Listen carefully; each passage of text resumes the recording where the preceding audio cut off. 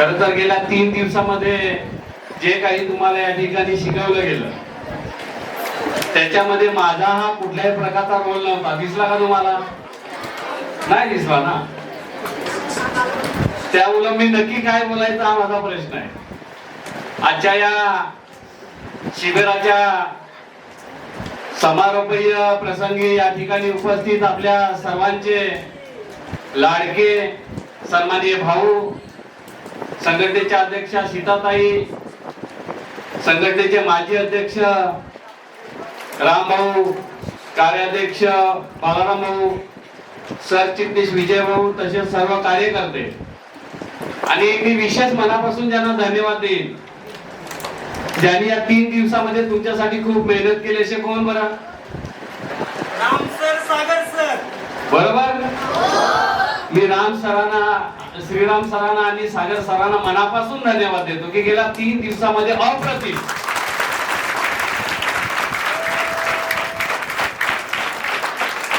अतिशय अप्रतिम आपल्याला या ठिकाणी शिकवलं गेलं आणि ते सुद्धा कुठेही आपल्याला कंटाळा आला नाही.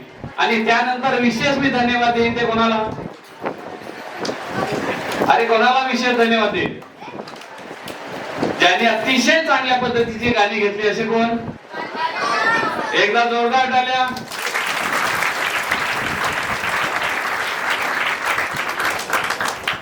आणि मी तुम्हा सर्वांना, माझ्या बालमित्रांना मनापासून धन्यवाद देतो की गेल्या 3 दिवसामध्ये ज्या ज्या मुलांनी या ठिकाणी आपली मनोगत व्यक्त केली आणि ही मनोगत ज्या पद्धतीने त्यांनी व्यक्त केली की आम्ही येणार नव्हतो, मला पहिल्या दिवशी खूप कंटाळा आला, मला करमत नव्हतं, आणि त्यानंतर त्यांनी जे सांगितलं की खूप चांगल्या पद्धतीचं मला शिकता आलं.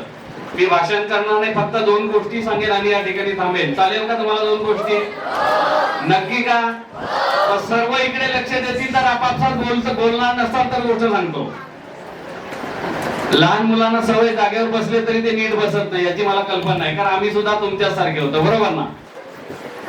एक गोष्ट सांगतो ती आहे बिरबलाची. आवडेल का तुम्हाला? बरोबर. बिरबल खूप हुशार होता का नाही तुमच्यासारखा? अरे हो, तुमच्यासारखा हुशार होता का नाही? हुशार नव्हता की तुम्ही हुशार नाही? तर एक गोष्ट आहे ती राजाची आणि बिरबलाची. एकदा राजा आहे आणि बिरबल त्यात प्रधान असे दोघे जण त्यांच्या त्या राज्यामध्ये फिरत होते. आणि फिरत असताना की काय हाल हवाल आहे आपल्या राज्याचा, कसं चाललंय आपलं राज्य हे बघत असताना, मला इकडे जरा या. काल छान ऍक्शन केली का नाही त्या ठिकाणी? बरोबर. एकदा करून दाखव. काल काय काय बोला तू? जेव्हा तुम्हाला राम सरांनी आणि सागर सरांनी सांगितलं तेव्हा काय ऍक्शन केली तू? कशी ऍक्शन केली? विसरून गेला? चालेल, बस छान. बरोबर. हा खूप ऍक्टिव्ह आहे आणि खूप एकदम, तुम्ही कालपासून त्याच्याकडे बघितलं असेल. याच्यासारखाच एक तुमच्यासारखा छोटासा पोरगा पाठीवर दप्तर टाकून एका आयटीत चालला होता आणि राजाची नजर त्याच्याकडे गेली, तशी माझी त्याच्याकडे कालपासून आहे.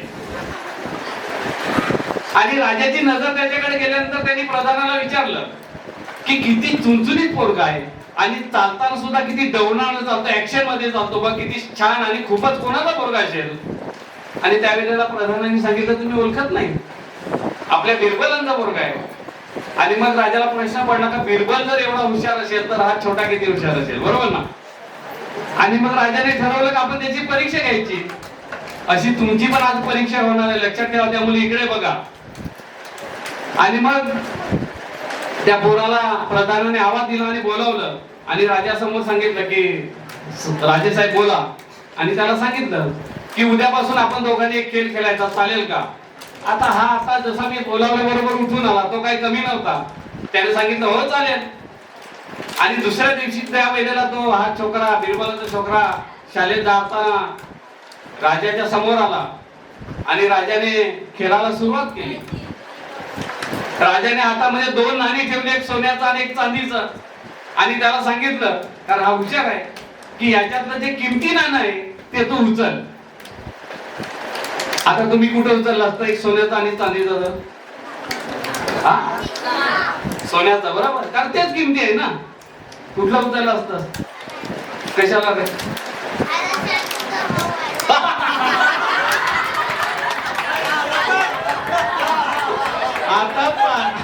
आता चांदीचा भाव वाढला असं त्याने सांगितलं. परंतु लक्षात घ्या की त्या छोट्या त्या बिरबलाच्या पोरानं चांदीचं नाणं उचललं आणि तो निघून गेला. आणि मग राजाने सांगितलं की बिरबल एवढा हुशार आहे, याच्यात काय ती धमक नाहीये. अरे त्याला चलायला पाहिजे साधं सोपं की सोन्याचं आणि चांदीचं. तर सोन्याचं नाणं उचलायला पाहिजे का, तर ते किमती आहे. त्याने चांदीचं उचलल्यामुळे तो खेळ संपला नाही. बरोबर महिनाभर खेळ चालला आणि शेवटी राजाला राग आला का रोजच तो चांदीचं नाणं उचलत होता, सोन्याचं नाणं उचलत नव्हता. शेवटी राजाला राग आला आणि बिरबलाला बोलावून घेतलं. अरे तू एवढा हुशार आहेस, आपल्या पण कधी आई वडिलांना शाळेत बोलावतच ना, का नाही बोलावत? कशासाठी? की तुम्ही काय चुका केल्या ते सांगायला, बरोबर ना. तर राजाने जेव्हा बिरबलाला बोलावलं आणि त्याला सांगितलं की काय तुझा पोरगा आहे, त्याला अक्कल आहे का नाही? अरे गेला 1 महिना मी त्याच्याशी खेळ खेळतोय, त्याला सांगतो की किमती नाणं उचल. मी 2 हातामध्ये 2 नाणी ठेवतो, एका हातामध्ये सोन्याचं, दुसऱ्या हातामध्ये चांदीचं. तो रोज चांदीचं नाणं उचलतो आणि जाते, काय आहे का नाही? बिरबलाला वाईट वाटलं. तुमचे आई वडील असते त्यांना पण वाईट वाटलं, बरोबर ना. बिरबलाला वाईट वाटलं. हा घरी जाऊन बसला. हा शाळेतून येतो कधी म्हणून वाट बघत बसला. हा जसा शाळेतून आला तेव्हा बिरबलाने सांगितलं, काय येडा आहेस का रे, तुला अक्कल आहे का नाही? अरे मी एवढा हुशार, अख्ख्या राज्यामध्ये माझी इज्जत करतात, काही अडलं तर मला सांगतात, आणि तू त्या राजाच्या समोर रोज चांदीचं नाणं होतं, तर काही इज्जत ठेवलीस का नाही माझी? त्यावेळेला छोटा संत बाबा 1 मिनिट, तो बाबांना गप्प करतो, घरात जातो आणि बरणी भरलेलं चांदीच्या नाण्याचं जी बरणी आहे ती घेऊन येतो आणि सांगते, ही घ्या माझ्या महिन्याभराची कमाई.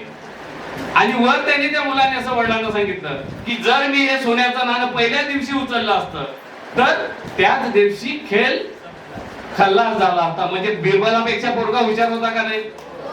लक्षात घ्या, आपण सुद्धा तसेच असलं पाहिजे.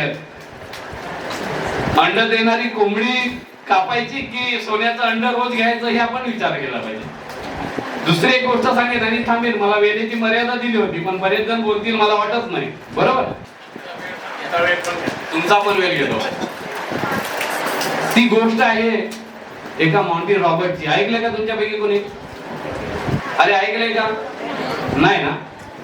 तर मॉन्टी रॉबर्ट हा एका मजुराचा पोरगा होता. त्याचे वडील घोड्यांचं रेसकोर्स माहिती आहे तुम्हाला? ज्या ठिकाणी घोड्यांना पाळलं जाते, वेगवेगळ्या जातीवंत घोडे, वेगवेगळ्या देशातले घोडे ज्या ठिकाणी पाळले जातात, त्या घोड्याच्या रेसकोर्स मध्ये काम करायचा. आणि मॉन्टी हा शाळेत जायचा.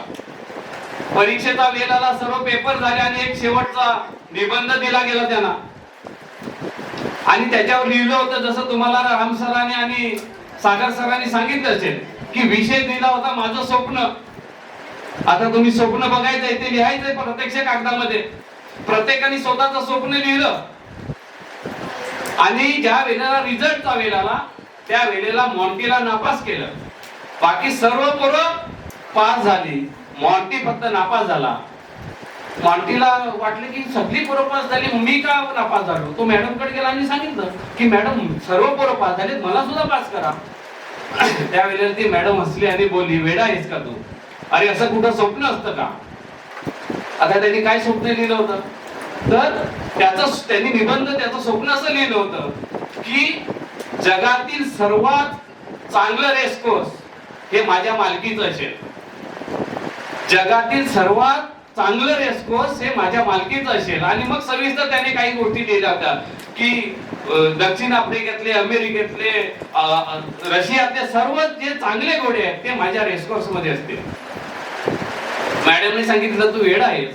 अरे तुझे वडील त्या रेसकोर्स मध्ये मजूर म्हणून काम करतात आणि तू ती स्वप्न बघतो. तू स्वप्न बदल, मी तुला पास करतो. परंतु एक गोष्ट लक्षात घ्या की मॉन्टी एवढा जिद्दी होता की त्याने सांगितलं, चालेल, मी माझं स्वप्न बदललं नाही, मला नापास करायचं तर करून टाक. आणि त्या दिवशी मॉन्टीला नापास केलं. मॉन्टी निघून गेला त्या ठिकाणावर. साधारणतः त्या शाळेची सहल एक 25-30 वर्षानंतर एक जागतिक दर्जाचं रेसकोर्स बघायला पत्र पाठवलं त्या रेसकोर्सच्या मालकाला की आम्हाला तुमच्या रेसकोर्स मध्ये आमच्या मुलांना आणून वेगवेगळ्या प्रकारचे घोडे दाखवायचे आहेत. त्यांनी ते पत्र वाचलं आणि निरोप पाठवला त्या शाळेला की तुम्ही जर या माझ्या रेसकोर्स मध्ये येणार असाल तर तुमच्या मुलांना आणि तुम्हाला सर्व शिक्षकांना माझ्यासोबत जेवण करावं लागेल.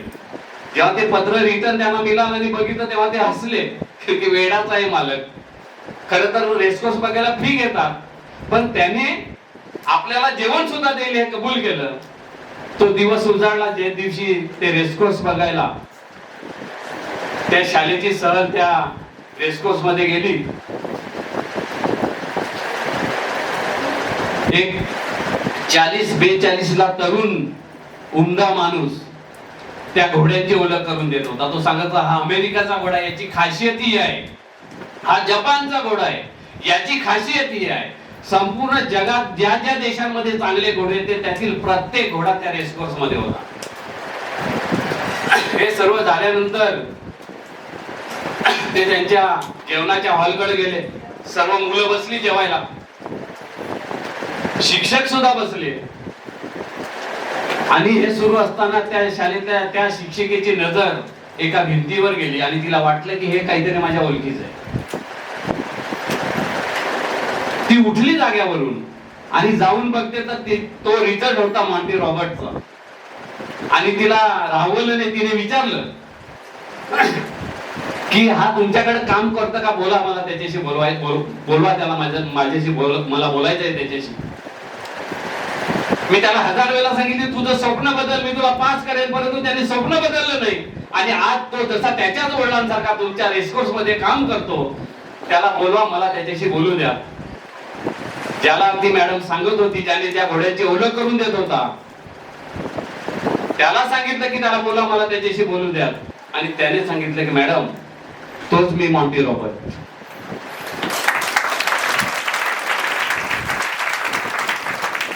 आणि त्याने शेवटला जे सांगितलं ते तुमच्या प्रत्येकाच्या आयुष्यासाठी खूप महत्वाचं आहे, लक्षात घ्या. त्याने एकच सांगितले की मॅडम, त्या वेळेला जर मी स्वप्न बदललं असतं तर मी परीक्षेमध्ये पास झालो असतो. मी माझं स्वप्न तसंच ठेवलं आणि म्हणून मी माझ्या आयुष्याच्या परीक्षेमध्ये पास झालो. लक्षात. मला तुम्हाला सर्वांना सांगायचं, 10वी पास झाल्यानंतर कॉलेजला जाताना मला चांगला अँड्रॉइड मोबाईल पाहिजे, मला गाडी पाहिजे. कृपा करून आई वडिलांकडे असं मागू नका. तुमचं स्वप्न पूर्ण करण्यासाठी, तुमचे हट्ट पूर्ण करण्यासाठी आई वडील वीटभट्टीवर मजुरी बयाना घेतील, कुठून तरी कर्ज काढतील, पण आई वडील आपलं जे स्वप्न आहे ते पूर्ण करण्यासाठी प्रयत्न करतात. त्याचं एकमेव कारण की तुम्ही मोठे झाल्यानंतर कधीही आमची मान खाली घालू देणार नाही, हे त्यांचं स्वप्न असतं.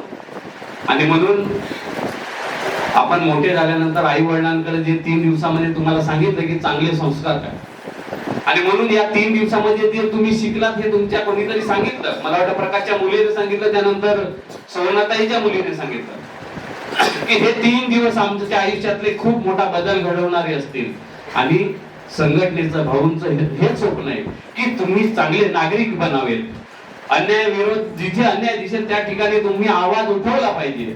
आणि म्हणून मॉन्टी रॉबर्ट आपण सर्वांनी डोळ्यासमोर ठेवला पाहिजे की त्यांनी त्याचं परीक्षेत पास व्हावं म्हणून स्वप्न बदललं नाही. आणि म्हणून तो आयुष्याच्या परीक्षेत पास झाला. त्याच्या वडिलांचं स्वप्न की वडील घोड्याच्या रेसकोर्स मध्ये मजूर म्हणून काम करणाऱ्या मजुराचा मुलाचा जागतिक दर्जाचा रेसकोर्स बनू शकतो. आपल्यासाठी सुद्धा कुठलीही गोष्ट अशक्य नाही, फक्त मनामध्ये जिद्द पाहिजे. मला थोडक्यात सांगितलं, परंतु 2 गोष्टी सांगितल्या, कदाचित त्या तुम्हाला आवडल्या असतील. पुन्हा एकदा तुम्हाला सर्वांना मनापासून शुभेच्छा देतो आणि थांबतो. जिंदाबाद.